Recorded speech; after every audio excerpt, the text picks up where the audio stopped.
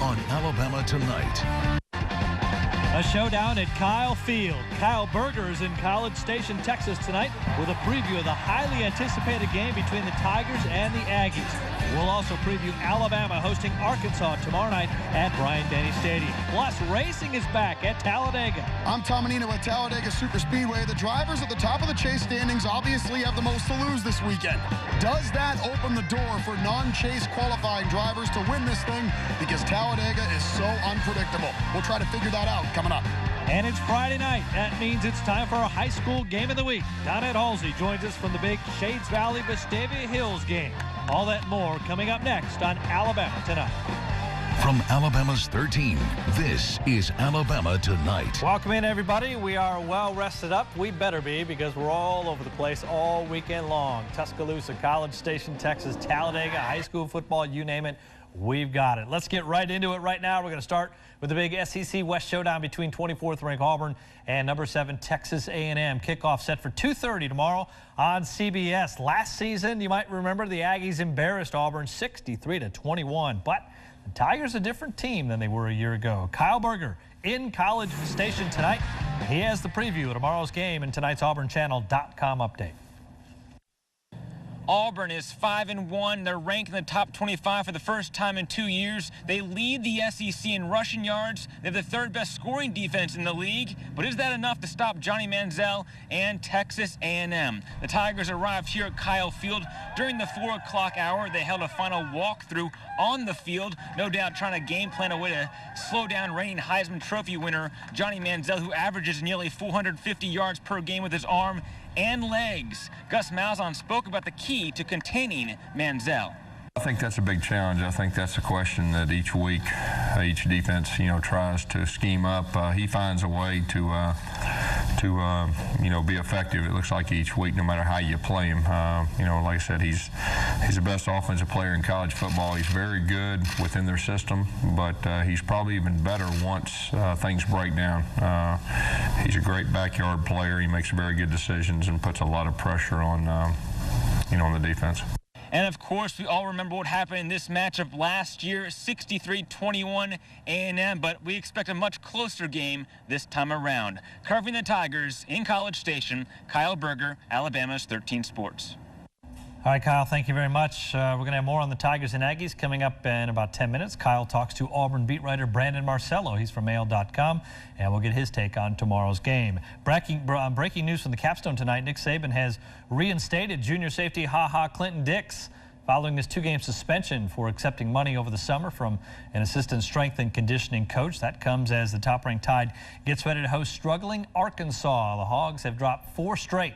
Nick Saban, a perfect 6-0 against them since he arrived in Tuscaloosa back in 2007. Kickoff of that game tomorrow is going to be 6 o'clock. You can watch it on ESPN. More on the matchup in tonight's BamaChannel.com update. Both teams certainly like to run the ball. Arkansas second in the SEC in rushing, about 216 yards a game. Bama's 10th.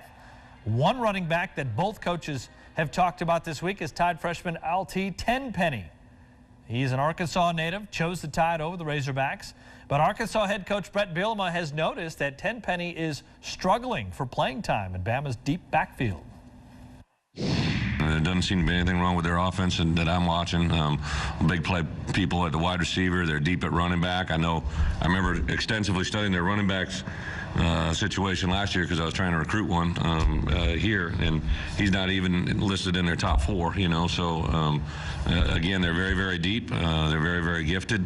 I know he had to have a number change because he was playing on special teams, so... Alti's done a really good job for us. He's played on several special teams and does a really good job in that regard. He's got to play some and plays fast and is explosive. And I just think that, with a lot of the freshmen, they have high expectations for what they want to accomplish. But I think the realization of what they need to do to improve every day to become complete players at their position is really critical to their development. I think he's done a good job of that, but I also think, as with most freshmen who are playing, they have a lot to learn. Most of the other college teams around here are on a bye this week, but Birmingham Southern is playing, looking to rebound tomorrow after losing their last 2 games. Panthers will host Millsaps tomorrow afternoon, 1 o'clock at Battlefield. And it's homecoming week at Miles College. The Golden Bears also trying to bounce back after losing to Central State last Saturday. The Bears will host Kentucky State tomorrow at 4 o'clock at Albert J. Sloan Alumni Stadium. Week 8 of the high school football season, as you just saw, gets rolling all around the state at 7 o'clock. We're going to have scores and highlights for you tonight on Touchdown Friday at 10:20. Among the games will follow Chelsea on the road at Pelham this evening. Also got Stanhope Elmore visiting undefeated Spain Park. Winona will take on Parker. Lee is in Pell City this evening. And our game of the week, a 6A matchup, undefeated Shades Valley on the road against 6-1 Vestavia Hills. That is where Donette Halsey is standing by with a preview. Hey, Don, we're here at Vestavia Hills where the band's getting warmed up, and so are the football players on the field right now for this 6A Class 6 matchup between two ranked teams.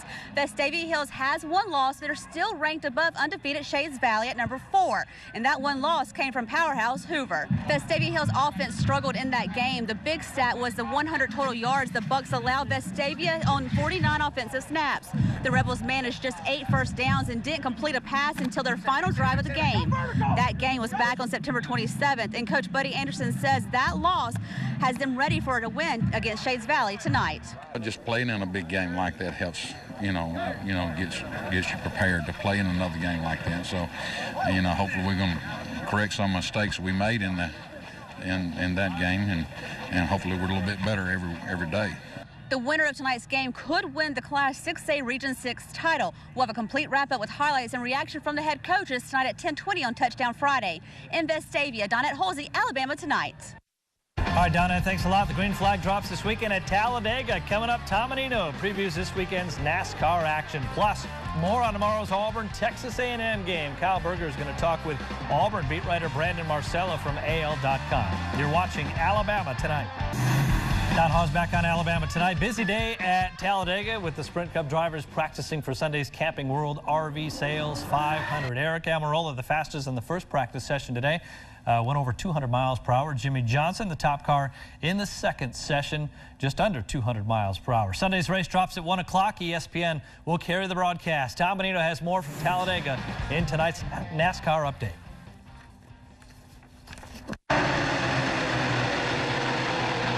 Dale Earnhardt Jr. summed up preparing for a race at Talladega. You make up your mind probably, hours before the race. I'm going to run hard every lap, or I'm going to take it easy. This is what I'm going to do. And you still, even after you got this plan that you've talked about and thought about, and maybe you spent time with your crew chief and your team, and maybe you spent a week on it, who knows? You still feel as helpless as a guy with no plan at all. So if the drivers feel relatively helpless at Talladega, that can't be a good feeling for overall points leader Matt Kenseth. He has a 4-point lead over Jimmy Johnson in the overall standings. Because this track is so unpredictable, does it open the door for non-chase qualifying drivers to win? The folks that are in the chase have to be a little bit more conservative because they've got to get through this week, without a 30th place finish, without a DNF. But the guys that aren't in the chase, we can be a little bit more aggressive behind the wheel. Our crew chiefs, our team engineers can take a few more chances on pit road. I don't know if there's a difference in how they approach it, but there's certainly going to be a difference in how they're feeling about this race. When you come in with a pretty good gap on the competition, like what Jimmy and what Matt have, the last thing you want to see on the schedule is Talladega, because you just know what the risk and the chances are of getting caught up in something, and that it can be completely out of your control. No doubt Kenseth has the most to lose this weekend at Talladega, but it doesn't seem to bother him very much. If you have a bad week, any week, that's going to hurt, and your chances of having a bad race here are probably a little bit higher, than other tracks because you can get caught up in stuff. The stats certainly indicate non-chase drivers have a better chance to win here. A non-chase qualifying driver has won the fall race at Talladega 4 times. That's more than any other chase track.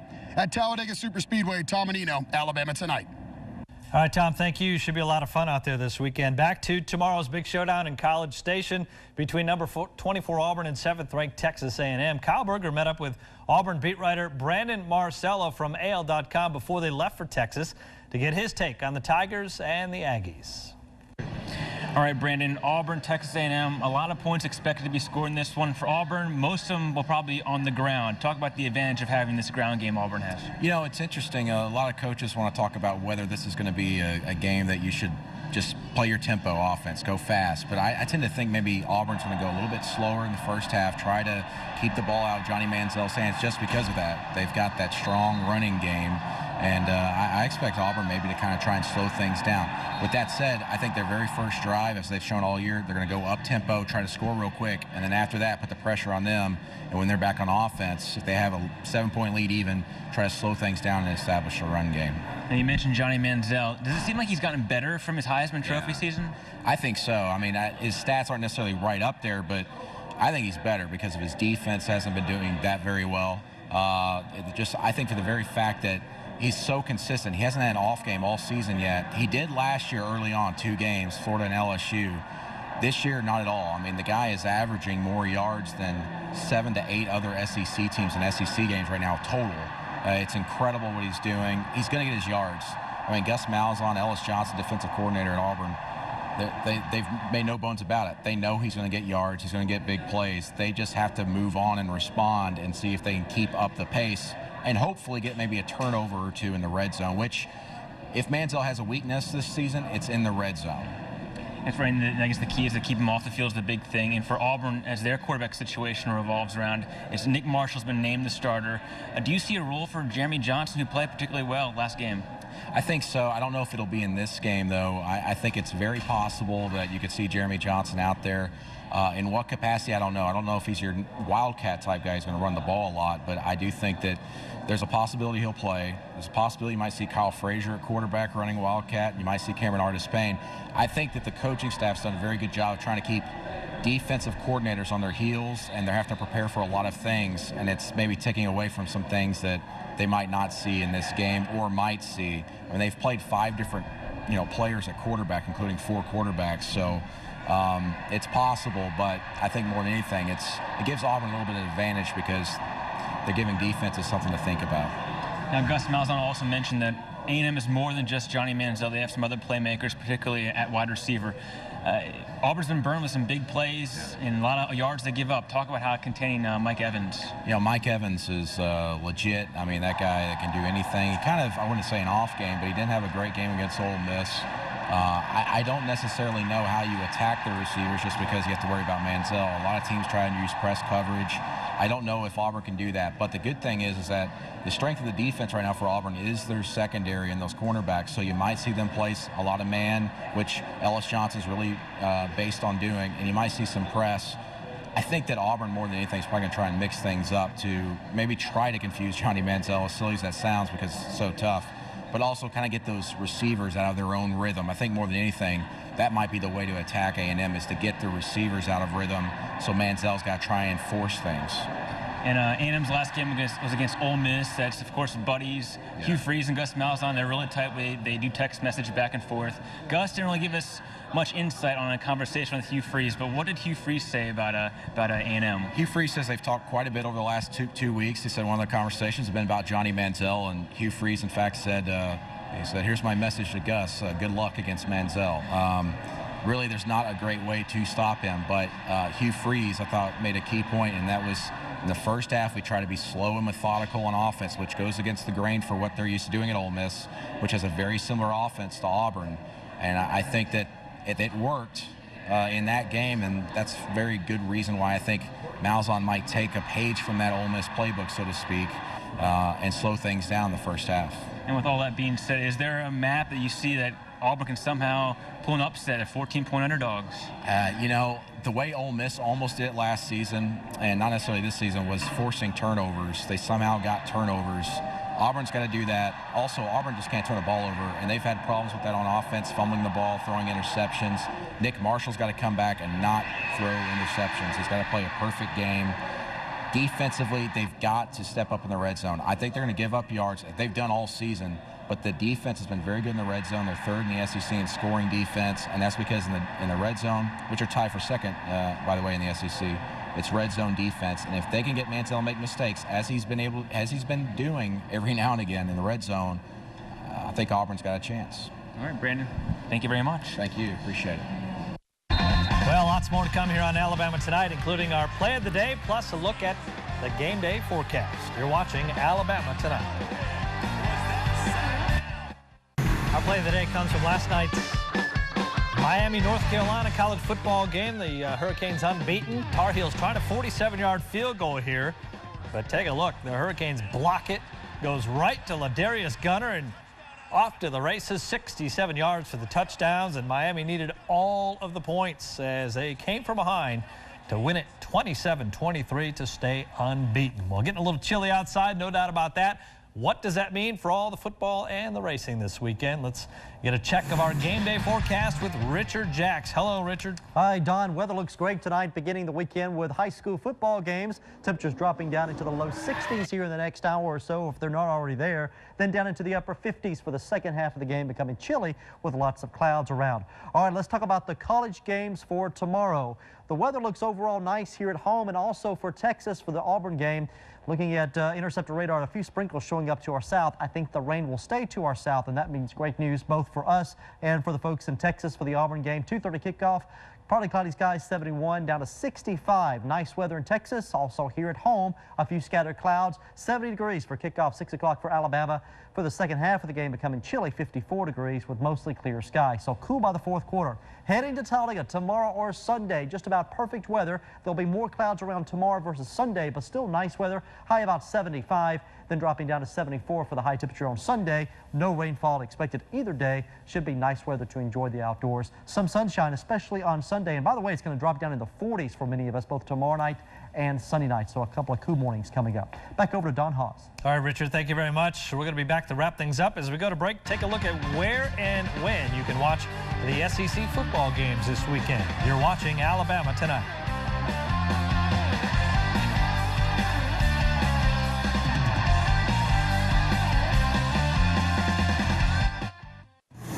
Final moments of Alabama Tonight. We always invite you to be part of the conversation with us. Search Alabama Tonight on Facebook and Twitter. And that will do it for us this evening. Join us again Monday. We're going to recap all the crazy stuff going on this weekend, from Tuscaloosa to College Station to Talladega. Plus, next week is Bama-Tennessee week. That should be a lot of fun. We'll preview that game with former Vols tight end Ed Butler. He'll be here in the studio. We leave you tonight with a little video to get you ready for tomorrow's Auburn-Texas A&M showdown at College Station. Good night, everybody. Have a great weekend.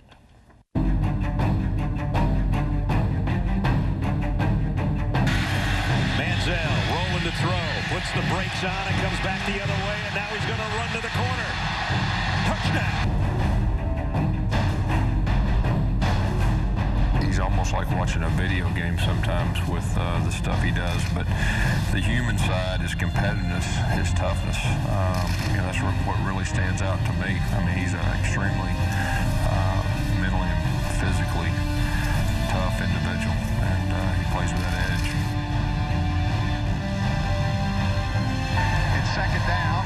They'll fake the pass, Statue of Liberty, hand off to Corey Brown, right tight end. He's got the first down and 140, 25, 20. He's got a speed by everybody.